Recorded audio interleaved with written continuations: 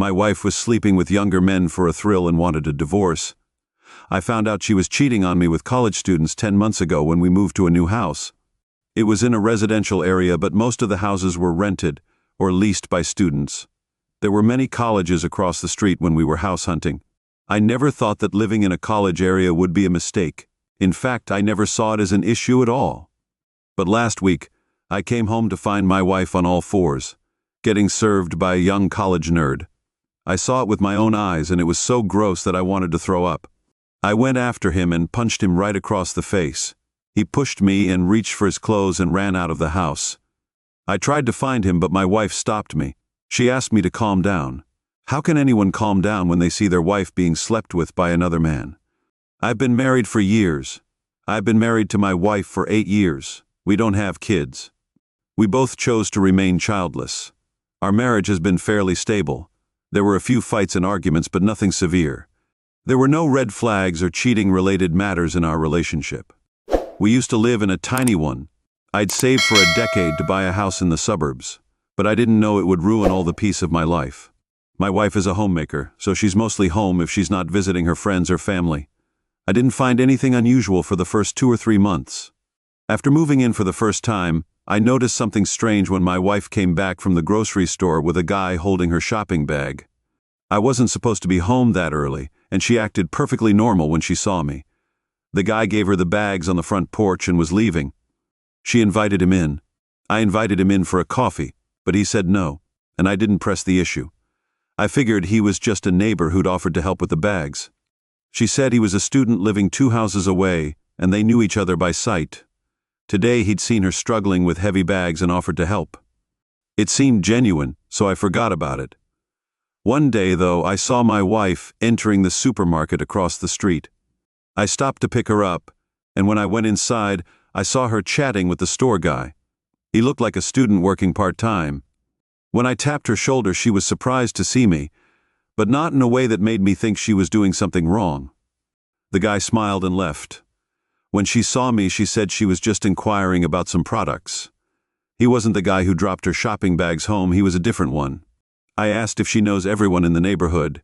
She giggled and said yes, she makes friends easily. She even started a conversation with the old lady at the counter. As I said, it's true. She's an extrovert and makes friends easily. I'm not sure if I should have considered these to be red flags. These small things happened in bits and pieces, where I found her greeting people, talking to them, and bidding them goodbyes. Then, out of the blue, I caught her cheating. I went to the office and realized I had to visit the insurance company for some documentation. I took a half-day off and left the office in the afternoon.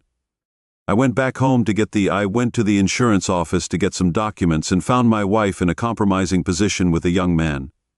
He wasn't one of the guys I'd met before, although I might have seen him somewhere.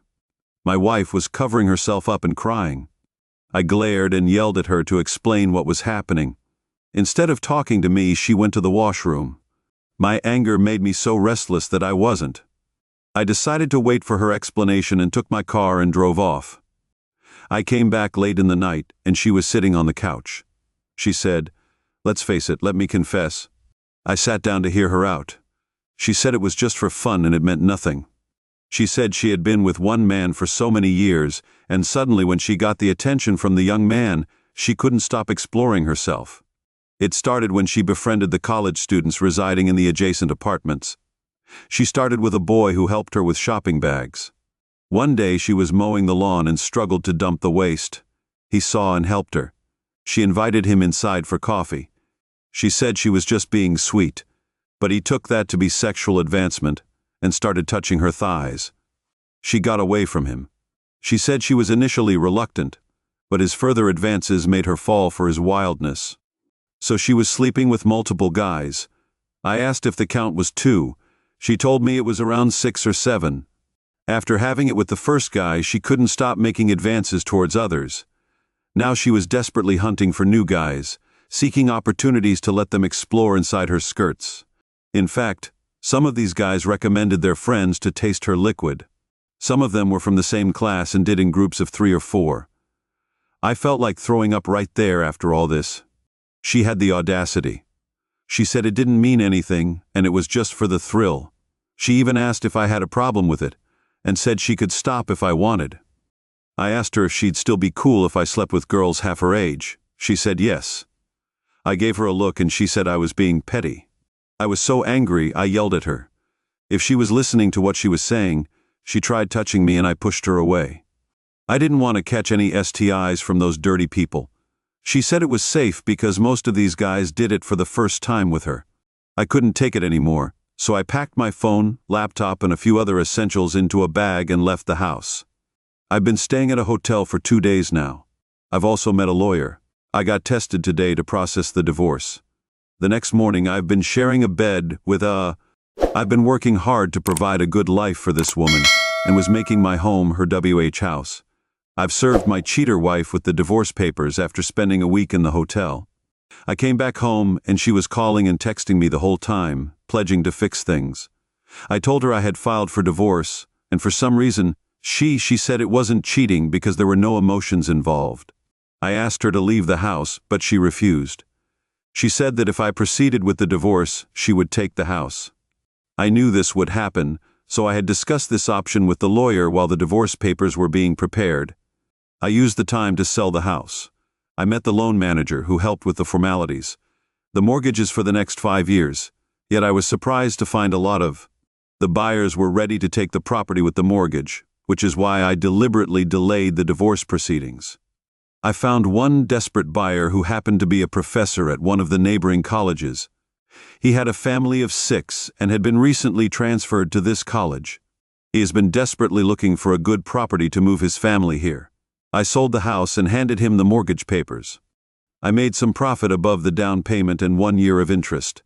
My mortgage lawyer suggested I use the money to rent a house temporarily and invest it in some stable equity so I don't have the liquid savings to spare on her alimony. I did that while all this was going on. I'd moved out of the bedroom and was living in the guest room. My wife tried to reconcile, but I told her I needed time and wanted to be left alone. My STD test came back clean, but the doctor advised me to retake the test after 3 months because if I'm infected, it used to take months for the symptoms to show and the virus to be caught in the test. This was the day the house was sold and the matter was settled. I handed over the divorce papers and she was shocked. She said she didn't see this coming and that she was expecting me to forget and move on. I said I have moved on, but alone. We also need to vacate the house because the new owner will be moving in the next day. She got angry and called me names, saying that I sold the house. Without telling her, she demanded the money I got after selling the house. The money was solely mine, and she hadn't contributed anything towards it. She was adamant about the money and threatened to sue me for alimony. I asked her to go ahead, as I'd already rented a place for myself. I packed my bags and left. She stood there in disbelief, and when I was leaving, she asked me if all this was happening for real. I said yes, and she started crying and pleading with me, saying she had nowhere to go. I told her there was no way I was going to abandon her. I was more than fair in the divorce terms. I agreed to pay for 3 months of maintenance, and she gets to keep the car. I said if she was still dissatisfied with that, she could file a case and lose whatever little she had. She still used her tears and wailings as her last resort, but I didn't give in. The new owner moved in the next day. He found STBX's wife in the house. She had packed her stuff but didn't move. She wanted till she met the buyer and stayed there. She said I'd sold the house without her consent. The buyer said he'd verified all the documents and didn't find her name anywhere, so her consent wasn't needed. She left the house shortly after that. She hasn't signed the divorce papers yet.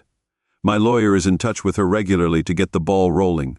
She initially threatened to sue me for alimony, but when my lawyer clarified the grounds, she backed down. I got a lot of comments that I missed the red flags and let it slide. I don't take any offense, but I cannot go suspecting my partner for talking to neighbors or making friends with them. I think she might be doing it, but I find this very toxic and ridiculous. What's the point of marrying someone when you can't have this basic trust in them? I trusted her and she's messed everything up anyway. After my first post here, I got to connect with so many men facing a similar fate. I really don't understand this concept of feeling the thrill if they are so done with a stable relationship. It might be better to move out and divorce instead of cheating on your loyal partner. Not everyone is strong enough to move on so easily. There are men like us who take relationships seriously and get affected adversely. If any of you are facing any emotional turmoil and need someone to vent to, please hit me on DM. I'll be happy to connect, and we'll make an update if anything progresses.